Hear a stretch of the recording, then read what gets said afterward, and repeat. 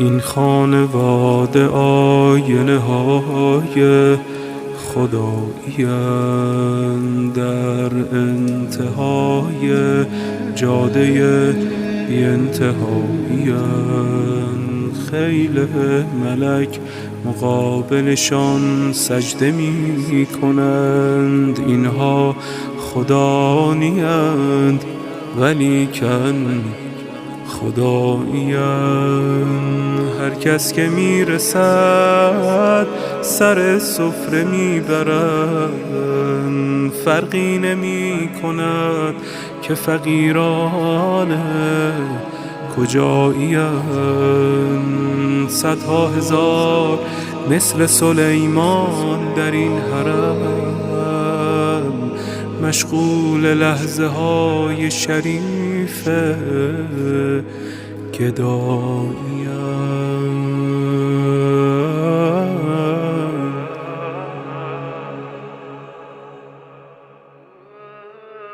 از کریمان سنگ می‌خواهیم ما، زر میرسد در حرم. از آنچه می‌خواهیم بهتر میرسد.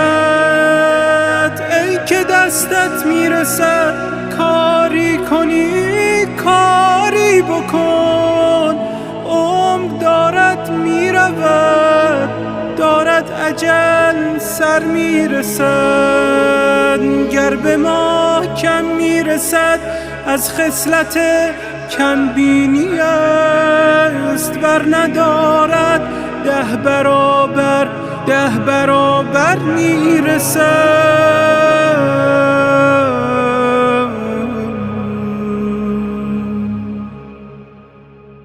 من فقط یک نوکرم، کار خودم را میکنم. او خودش هر وقت لازم شد به نوکر میرسد.